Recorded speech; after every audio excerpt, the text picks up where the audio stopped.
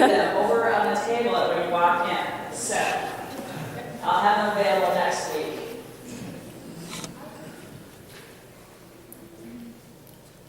As I cannot say your name today, as I apologize.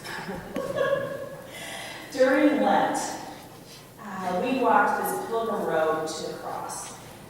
And as Pastor Pat mentioned last week, he kind of reminded us of all these different things that are up here. We have the forgiveness keys, we have the lantern with the light, and he also said, sorry to disappoint you, but you haven't arrived at your destination just yet.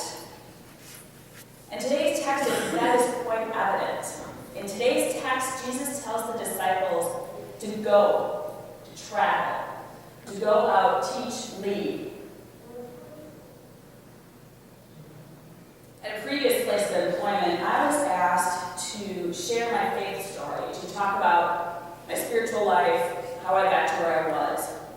And I said, yeah, sure, I will. And then I thought about it, and I became terrified. Absolutely terrified. And the reason being, who was I? What did I have to share? What kind of a life did I live? I didn't come from a family of missionaries. I didn't come from a family that was big and well known in the church. So I sat and I thought about my life. Thought about those different life events, life transitions, those different moments in life that just kind of make you happy or sad. And oftentimes with those life events and those memories, there was one person that was oftentimes attached to that. Which is why for the next 3 weeks, we are going to be going and traveling to Slinger, Wisconsin, which is where Grandma Steele lived. When I was 6, my family moved from Hartford, Wisconsin, which is about 10 miles west of Slinger, to a small rural village about 90 miles northwest of Slinger. Every day I could not pick up the phone and call Grandma. I had to be happy with this once a month or once every other month weekend trip to see Grandma. For those of you who are car enthusiasts, you will appreciate this. We packed up on Friday afternoons that big 1970 Pontiac Bonneville, the boat of a car. Yeah. Yeah. Yeah. That is a boat. And I learned to drive that car. That is, yeah. We packed up that car. Dad had checked all the fluids, checked the tires. Mom packed up the car. Dad did a final check, make sure we had Afghans and blankets, pillows, just in case the car broke down. And to make sure we were comfortable because we would fall asleep on the way down to Slinger. That big old boat of a car drove all those country roads and those back roads till we got to Fond du Lac. And then we got Highway 41 south to Slinger. And that boat of a car got maneuvered very carefully in Grandma's driveway.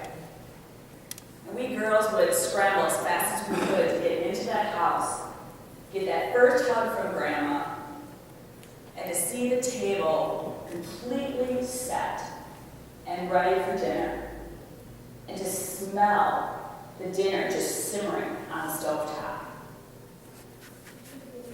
We unpacked the car, and then we sat down for dinner, said grace, made the sign of the cross, and consumed that meal. Always had dessert, because you always have to have something a little sweet for dessert. Whether it was apple crisp, apple cookin', some tasty dessert. Friday night, oftentimes, us girls would do any number of things. Mom and Grandma would be off talking, catching up. And then we went to bed, and Grandma turned that thermostat from 62 down to 60 or lower.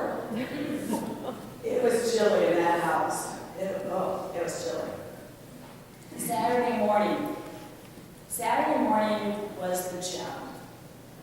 Saturday morning, I woke up, Grandma and I walked to the hair salon, and she got her hair done. Every week, without fail. We walked. Grandma never learned how to drive. And those walks, I wish I had a recorder at the time, because she talked about so many things. More than once, she told me, that's the house where your mom was born. She would tell me, that's the house where such and such family lived. They became very rich and bought this big, huge house over on the other side of town. When it was nice out, we would walk around town. She would show me the organ factory where Grandma Al worked before and after the Depression. She talked about her life. She shared stories about Grandma Al walking to Hartford every day during the Depression, trying to find a job. Got to the salon, she got her hair done, we walked home, and then that Saturday was filled with any number of things. Whether it was just kind of hanging out with Grandma, flipping through all of these photo albums, having her tell these stories. Whether it was Grandma teaching me how to crochet. We'd go shopping in West Bend and eat at McDonald's because that was a huge treat. Or we'd visit other friends and family. But without fail, no matter what we were doing on that Saturday, at 4:45, we packed up in that Bonneville and headed to St. Peter's Catholic Church for Saturday night Mass. Without fail. Again, Grandma knew everyone. But she had her routine. She would get into the sanctuary, genuflect, sit down in the pew, put the kneel pad down, pray, and then sit down and have her rosary in hand, and would get to the stone or the bead that was in sync with what the nuns were chanting in the back of the sanctuary. And sometimes she would sit and just kind of say the rosary along with the nuns. Sometimes she would just sit there silently. But that's how Saturday went, and then Saturday night we went back home, and again ate another delicious meal.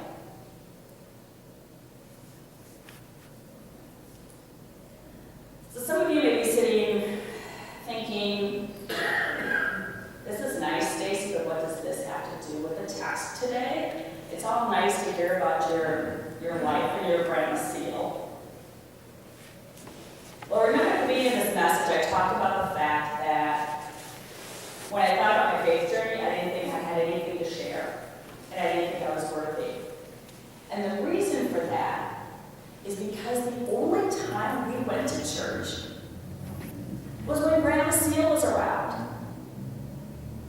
When we went to Slinger, we went to church with Grandma Seal. We went to St. Peter's Church.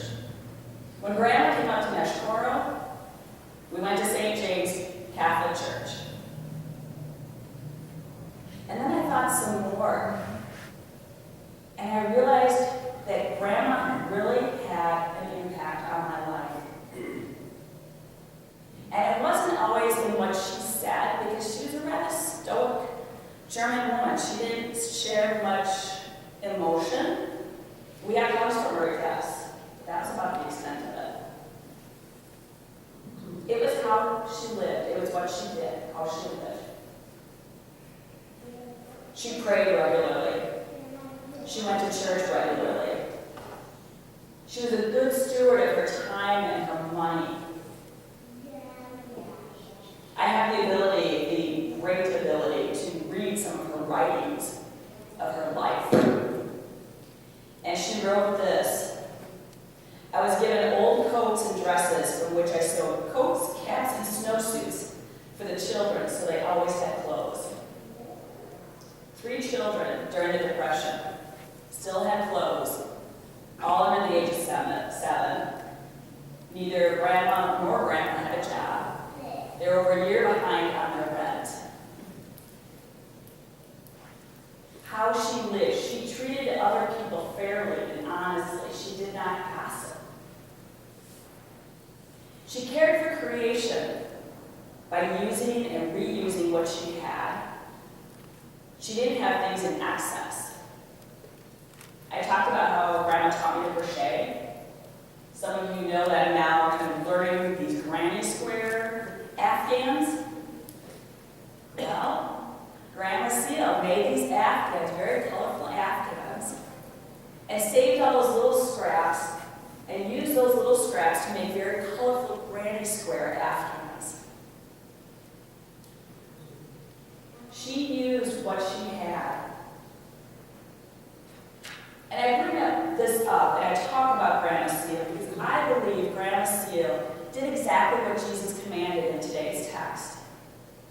She lived a faithful life.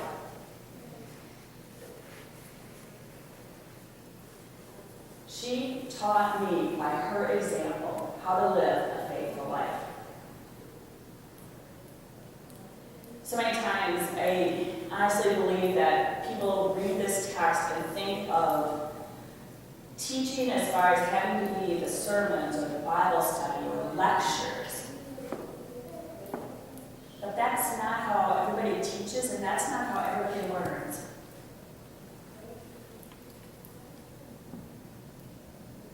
I learned from Grandma Seal throughout my life. And as I got older, I felt these nudges. And these nudges, when I sat down and really kind of thought about it, oftentimes made me go back to Grandma Seal.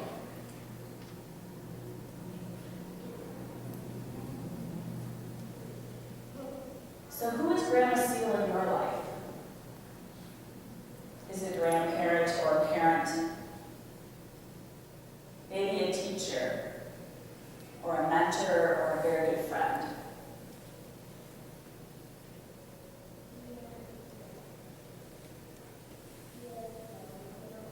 I personally doubt very much that Grandma purposely set out to do these actions as a way to form me and my life.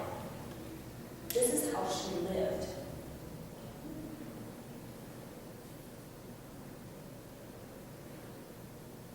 Who looks to you as their Grandma Seal? Again, is it a child or a grandchild?